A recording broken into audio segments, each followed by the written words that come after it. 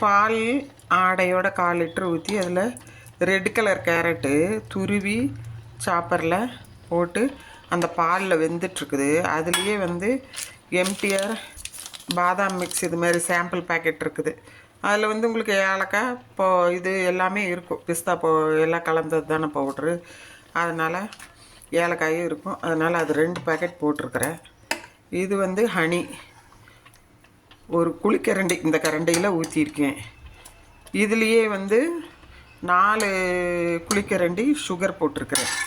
இப்போ வந்து கூட என்ன சேர்க்க போகிறேன்னா ப்ரெட்டு தூள் 4 ப்ரெட் ஸ்லைஸோட தூள் போட்டிருக்கிறப்போ இப்போ வந்து கிளற போகிறோம். மறுபடியும்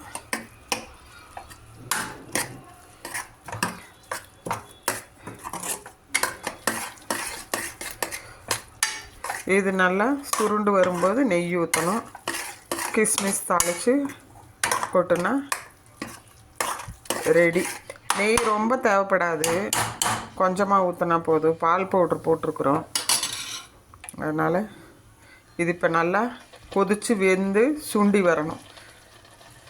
சுண்டி வந்த பிறகு கிஸ்மிஸ் வறுத்து நெய்யில் உள்ளே போட்டால் கேரட் அல்வா ரெடி.